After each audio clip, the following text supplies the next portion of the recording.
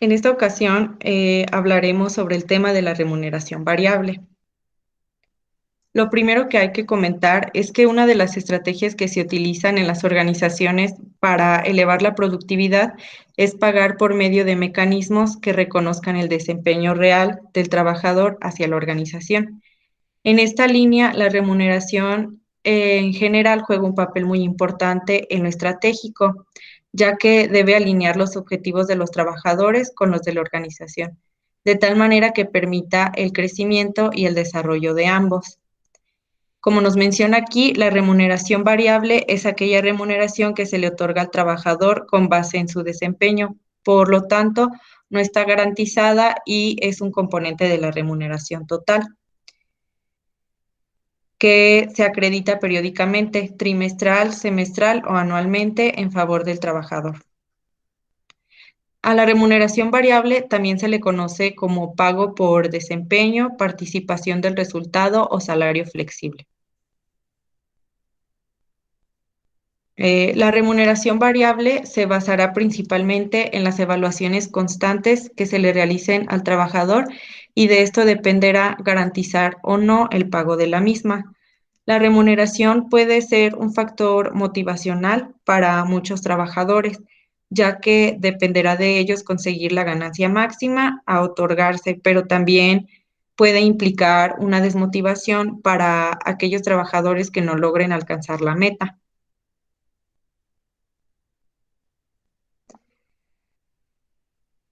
Se conocen muchas, se conocen muchas clasificaciones de la remuneración variable, pero la primera se da a partir de si es a corto o a largo plazo. Se llama a corto plazo toda remuneración variable a la que el empleado se hace acreedor en el periodo de un año y normalmente está basada en los resultados de ese año. Esta forma de remuneración variable puede identificarse como bonos, pagos por mérito, comisión, participación de utilidades o reconocimiento de fin de año. En casi todos los casos, esta remuneración se da en efectivo.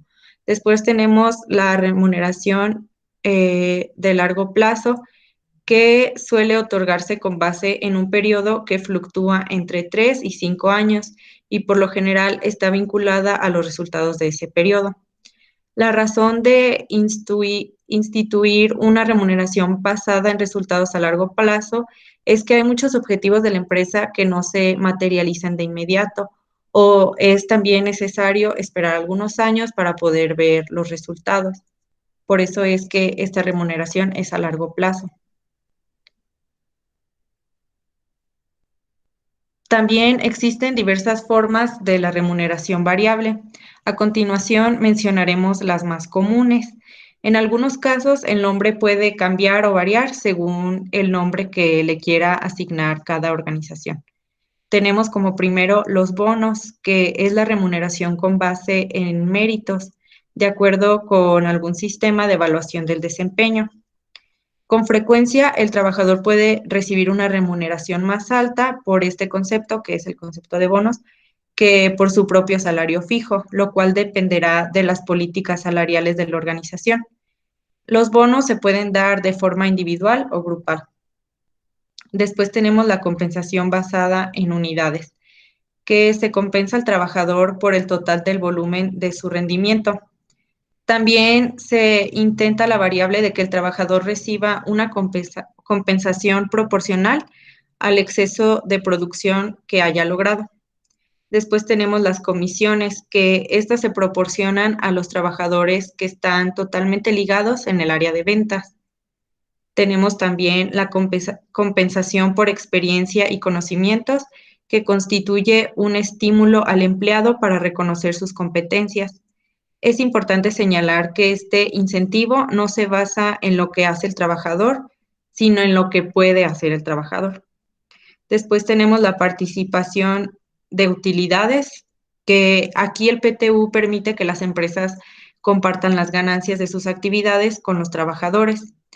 La efectividad de este plan se reduce porque las ganancias no siempre se relacionan con el desempeño de cada trabajador. Y ahora tenemos los objetivos de la remuneración variable. El primero de ellos es alinear los objetivos individuales de los trabajadores a los objetivos de la organización, que como ya lo mencioné anteriormente, esto es importante ya que permite el crecimiento y el desarrollo de ambos. Después tenemos incrementar el desempeño de los trabajadores. Después, tener un mecanismo de pago más completo basado en el desempeño del trabajador.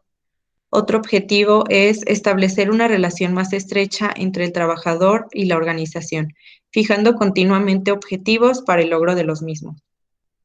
Tenemos también que otro de sus objetivos es otorgar una remuneración justa y equitativa dentro de la organización. Otro es alinear las políticas salariales a los planes estratégicos de la organización. Y por último, alentar a los trabajadores a la mejora continua para lograr la competitividad. Ahora veremos la importancia de la remuneración variable. Como primero, tenemos que es una herramienta estratégica excelente para elevar la productividad con eficiencia, eficacia y calidad, que es lo que la mayoría de las empresas buscan. Tenemos también que se fundamenta en una administración remunerativa orientada a resultados. Motiva al desarrollo y crecimiento individual de los trabajadores y de la organización. Proporciona una remuneración justa basada en el desempeño del trabajador. Después tenemos que también es importante porque es un excelente estímulo para alcanzar y sobrepasar objetivos, mejorar la remuneración de los trabajadores, favorecer el trabajo en equipo, crear una competencia sana si se enfoca correctamente y promueve la creación constante de metas y objetivos. Ahora veremos los elementos que componen a la remuneración variable. A continuación, pues les describiremos cada uno de esos elementos que pueden formar parte de una remuneración variable. Tenemos primero a los participantes, que es indispensable que para este elemento se tenga un criterio que permita determinar con precisión quiénes intervienen en el plan y quiénes no. Los criterios más comunes son el de puestos claves en la organización, el nivel jerárquico y el título de los puestos. Los puestos clave se sitúan generalmente en los primeros niveles de la organización porque son quienes tienen responsabilidad sobre los resultados finales de la empresa. Por ejemplo, pues las utilidades. En el punto B tenemos la fórmula para generar el fondo de incentivos, que esta fórmula es parte fundamental, ya que determina la cantidad de dinero que será repartido entre los participantes en el sistema de remuneración variable. Hay varias formas de especificar la fórmula de incentivos por repartir. En el punto C tenemos los procedimientos de medición del desempeño. Este elemento es el método que se deberá elegir para utilizarse y medir el grado de desempeño de un trabajador. Este es un método de la evaluación del desempeño. En el punto D tenemos la fecha y las formas de pago, que en cuanto a la fecha o formas de pago es fundamental definir si el incentivo se pagará por mes, trimestre, semestre, año o cualquier otro periodo. En todo caso, deben precisarse pues las fechas en que se pagará el incentivo. Por otra parte, aunque la forma de pago generalmente es en efectivo, aquí se pueden predefinirse modalidades que combinen tanto el efectivo como especie. Y por último tenemos el punto E, que es la de documentación y comunicación del plan. Es necesario que todo sistema de remuneración quede documentado con sus objetivos, normas, procedimientos, responsabilidades de los distintos directivos y participantes de su operación. Ahora tenemos los métodos para determinar la remuneración variable. Históricamente, los incentivos económicos comienzan con los expositores de la administración científica, Taylor, Hilbert, Gantt, entre otros. Desde finales de la década de 1880 y hasta principios del siglo XX, ellos trataron de encontrar métodos para incentivar el rendimiento del trabajo individual. Como nos menciona aquí, el incentivo es una forma típica de pagar por resultado, ya sea individual o colectivamente. Los métodos para definirlo son muchos. En esta ocasión nos limitaremos a tratar los más utilizados. Algunos de ellos se identifican por el nombre de sus diseñadores.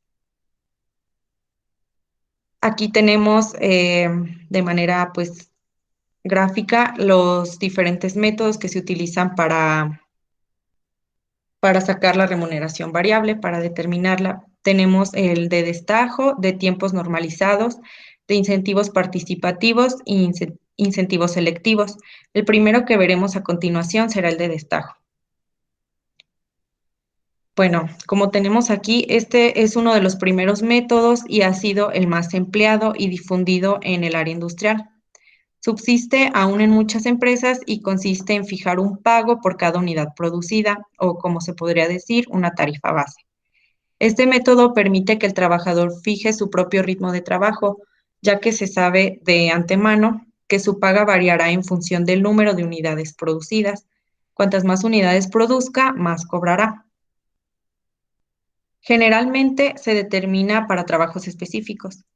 Ahora veremos un ejemplo de este método, que nos dice que un trabajador recibe como sueldo diario la cantidad de 90 pesos y normalmente realiza una cantidad de 200 piezas al día.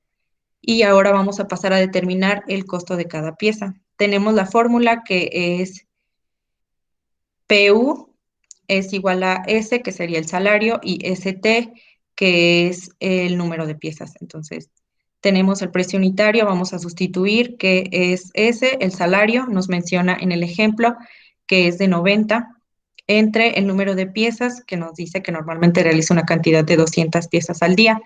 Y si dividimos 90 entre los 200, nos queda 0.45 pesos por cada pieza.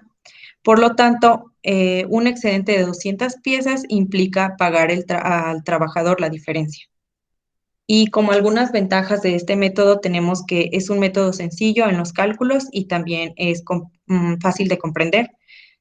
Otra ventaja es que facilita la contabilidad de los costos. También el personal entiende fácilmente cómo se devenga su salario y la tarifa del salario tiene relación directa con la producción.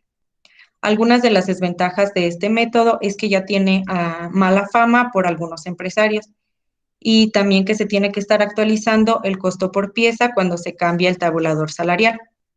A veces el empleado también trabaja en exceso porque, como lo mencioné anteriormente, se les da como, pues, o sea, permite que el trabajador fije su propio ritmo de trabajo. Entonces, trabaja a veces en exceso y eso provoca accidentes debido a su cansancio y a la mala calidad. Bueno, continuamos con el segundo método que viene siendo de tiempos normalizados. Una diferencia entre este método y el de destajo radica en que las normas están expresadas en tiempo y no en dinero. Consiste en fijar una tarifa o tasa en función de la variable tiempo. Un ejemplo sería, un trabajador estándar requiere trabajar 8 horas por 10 piezas. Si se le paga a 12 la hora, el trabajador recibirá 8 por 12, que viene siendo 96. Si lo hacen en 6 horas, recibirá también 96. Pero de trabajo, su jornada total de 8 horas recibirá mayor cantidad. Bueno, la fórmula viene siendo EF, que viene siendo porcentaje de eficiencia, es igual a tiempo estándar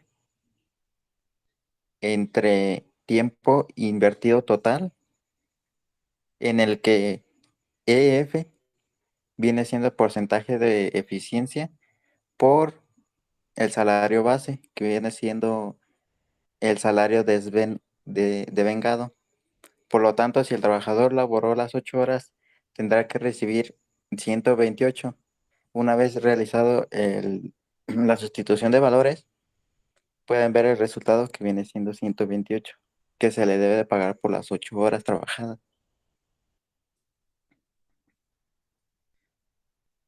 Bueno, entramos con el tercer método, que viene siendo de incentivos participativos.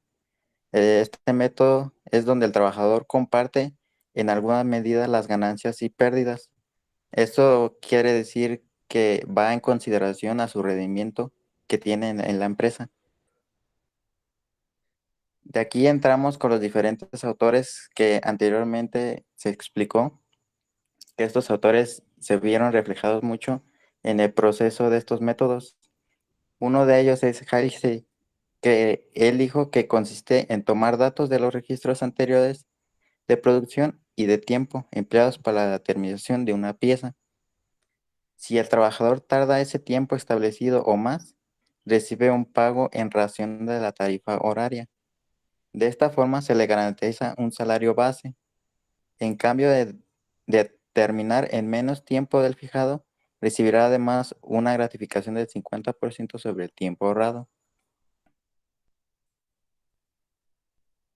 Un ejemplo claro viene siendo cuando se le debe pagar a un trabajador que terminó su trabajo en tiempo incurrido de 6 horas, pero el tiempo estimado es de 8 horas que normalmente es, y la tarifa por hora es de 12 pesos. Entonces aplicamos la fórmula que viene siendo la prima o tarifa de premio, que es igual a tarifa por hora por,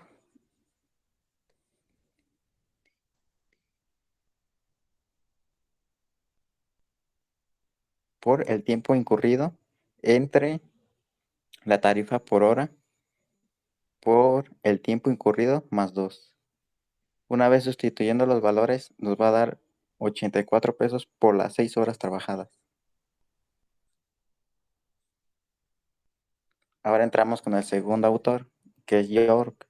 En esencia, él dice que este método viene siendo igual al de Heise, pero aquí la única bondad es que no se trabaja con prima. La fórmula que aplica es igual a la prima o tarifa de premio, es igual a la tarifa por el tiempo incurrido más el tiempo estándar menos el tiempo incurrido por la tarifa por hora entre dos. Un ejemplo, vamos a partir del mismo ejemplo anterior. Cuando se le debe pagar a un trabajador que terminó su trabajo en tiempo incurrido de 6 horas, pero el tiempo estimado es de 8 horas y la tarifa por hora es de 12 pesos, sustituyendo valores nos daría 84 que se deberían de pagarle al trabajador por las 6 horas. Ahora pasamos por el tercer autor, que es Rogan. Él nos dice que el sistema permite otorgar un incentivo al trabajador por el tiempo que economizó para concluir su trabajo. El incentivo consiste en otorgar un porcentaje de la tarifa base por hora establecida que representa una proporción del tiempo ahorrado respecto al tiempo o estándar. La fórmula que utiliza es igual a la tarifa por hora por el tiempo incurrido más la tarifa por hora por el tiempo incurrido por el tiempo estándar menos el tiempo incurrido entre el tiempo estándar. Un ejemplo, vamos a partir de igual del mismo ejemplo anteriores que hemos visto. ¿Cuánto se le debe pagar a un trabajador que terminó su trabajo en tiempo incurrido de 6 horas, pero el tiempo estimado es de 8 si se le va a pagar la hora a 12 pesos? Una vez sustituyendo valores nos va a dar que que se le va a pagar las 6 horas por 90 pesos. Ahora pasamos por el siguiente autor, que es Bedout. Él se basa mucho en el ahorro del tiempo medido por puntos, donde cada minuto equivale a un punto. Cada trabajador es estimado mediante un número normalizado de puntos. La fórmula que él utiliza es igual a la tarifa por hora por el tiempo incurrido más la tarifa por hora por 0.75. Eso lo multiplican por tiempo estándar menos el tiempo incurrido. Un ejemplo es que un trabajador realiza un trabajo determinado en 5 horas estandarizadas y emplea un tiempo de 4 horas con una tarifa por hora de 6 pesos. Una vez sustituyendo valores nos va a dar un valor de 28.50, que viene siendo las 5 horas que él trabajador trabajó.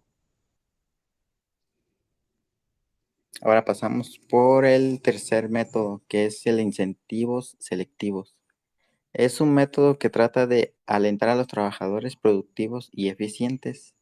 Está diseñado de tal manera que puedan pagar salarios más altos a los trabajadores que logren niveles también altos de producción, estimulándolos para superar las normas o estándares fijados.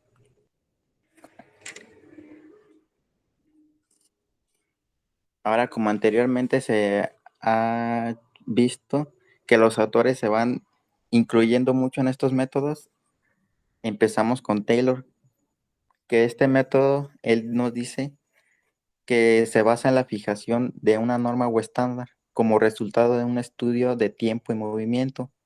La tasa fijada para el estándar es realmente alta, en cambio, para quienes no cumplen y ni superen dicho estándar es sumamente baja. Un ejemplo claro viene siendo si un trabajador produce 12 piezas en 8 horas, su pago sería de 6 pesos por pieza.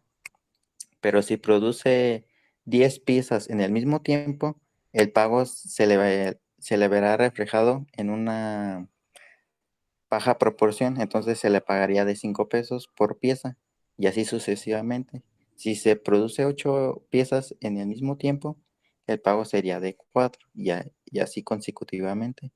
Es un método muy rígido y tiende a sacar el mayor provecho al trabajador de obrero. Quien no pueda cumplir en el stand se retirará y se quedarán los más efectivos y capaces y productivos. Esa es una gran desventaja que tiene este método, que a los más eficientes, a los que trabajan más, a los que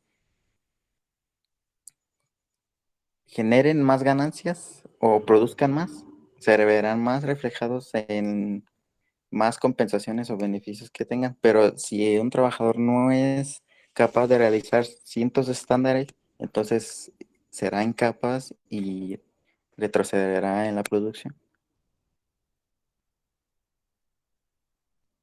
Ahora entramos con Merrick, que él nos dice que este método ofrece la variante de fijar una prima escalonada, que consiste en un aumento del 10% sobre la tasa base cuando el operador alcance el 83% del estándar. Su principal ventaja se encuentra en el fuerte incentivo que se concede al alcanzar el estándar establecido.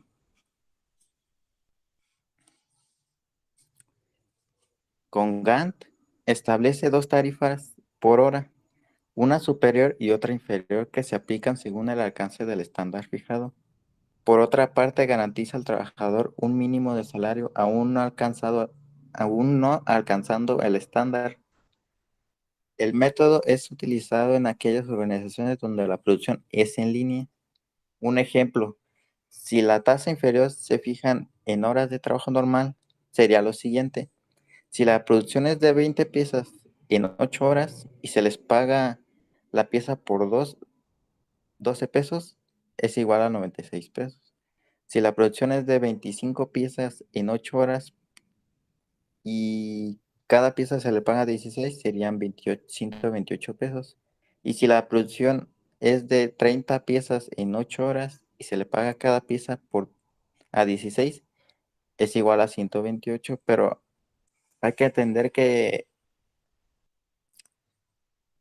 el estándar mínimo sería la producción de 25 piezas en 8 horas por 16 pesos. ¿Por qué?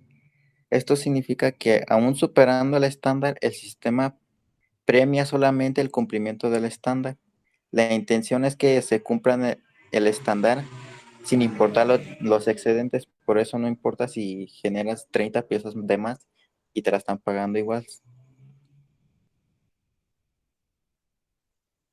Ahora empecemos con Emerson, que él nos dice que el método donde se calcula la eficiencia relativa de los trabajadores de manera semanal y la gratificación se paga en función de dicha eficiencia, se fija un tiempo óptimo para cada trabajador mediante un estudio de tiempo y movimiento y se registra las cantidades de horas empleadas por el trabajador para determinar el trabajo con frecuencia semanal. Un ejemplo viene siendo para una eficiencia que tiene un trabajador del 70% de su trabajo, de ese 70% se le va a premiar con un 5% ya de acuerdo a su salario que tenga. Y para una eficiencia del 80% se le va a dar un premio del 15% y así consecutivamente. Para una eficiencia del 100% de un trabajador que tenga, pues se le va a dar un premio del 35%. Eso es mediante la eficiencia que tiene el trabajador, mediante sus responsabilidades. Algunas ventajas de los sistemas colectivos viene siendo no provocar los resultados negativos de algunos sistemas individuales que se ven afectados por la modificación en la compensación de los trabajos y cambios tecnológicos. Esta es una gran ventaja porque no te generaría resultados negativos.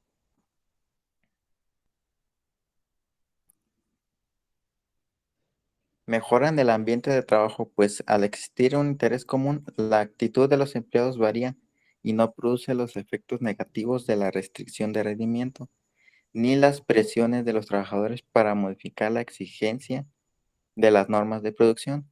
Y por último, aumenta la colaboración, pues al tratarse de la realización de una tarea común, los objetivos de los empleados y los jefes son los mismos. Esto es una gran ventaja porque tiene una colaboración muy grande y ya no va de manera individual, ya tienen un objetivo claro y comúnmente fijo para todos.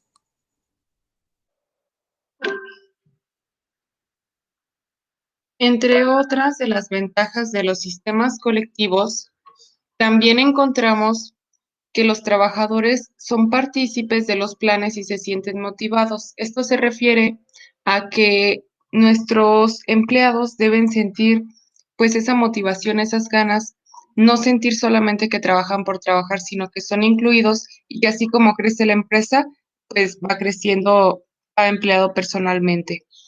Otro es que contribuye a la armonía y a la creación de respeto y confianza entre trabajadores y jefes, lo cual propicia un clima laboral sano en el que todos pueden opinar sin ser juzgados, pueden aportar ideas, pueden colaborar y mientras hay una mejor relación, pues también se presenta eso y se refleja en el área de producción, de ventas, etcétera.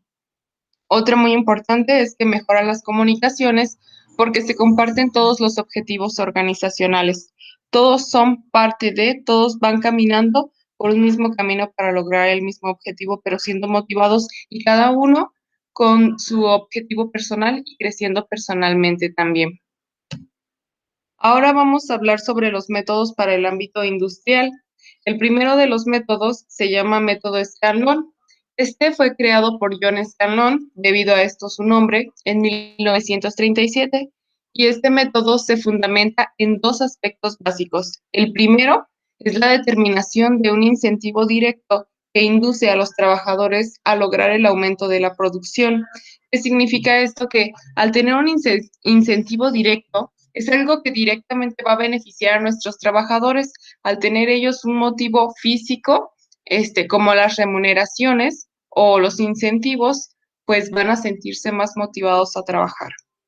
También, pues, el otro de estos aspectos es un sistema de comisiones encargado de evaluar las sugerencias tanto de trabajadores como de directivos enfocadas a la reducción de costos de producción.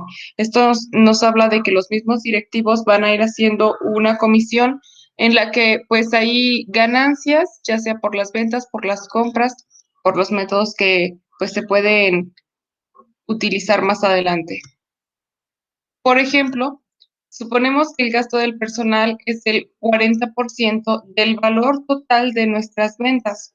Si nuestras ventas son de 100 millones de pesos, el total de los gastos que nosotros tenemos de nuestro personal, ya sea pues salarios, bonos, etcétera, etcétera, es de 40,000. Si se aumenta una de 40 millones, perdón, si se aumenta la eficiencia por disminución de gastos en personal en un 10%, la cual representa el total de 4 millones, el monto a distribuir sobre esos 4 millones es igual al 75% al personal, o sea, 3 millones, y el 25% a la empresa, 1 millón. Hablemos de cantidades grandes, pues ya que estos modelos por lo general están diseñados para fábricas y empresas grandes. Otro de los métodos es el método Rocker o de participación en la producción. En este se toma como base de cálculo la relación histórica entre los salarios totales de los trabajadores, incluidas las retribuciones directas y el valor de la producción. Habla, por ejemplo, sobre que los salarios que tienen nuestros trabajadores debieron tener una parte de eso, se va a tomar para retribuir a nuestros empleados. Entonces, participación en la producción, pues se refiere a eso. Distribución por equipos autónomos. Esto habla, por ejemplo, más como de empresas que tienen diferentes agencias o diferentes lugares. A cada sector se le va a asignar un presupuesto también independiente con el cual debe manejarse. Por ejemplo, la universidad, tenemos la prepa 1, prepa 2, prepa 3, prepa 4, prepa 5 y a cada una se le va a asignar un propuesto independiente, un presupuesto.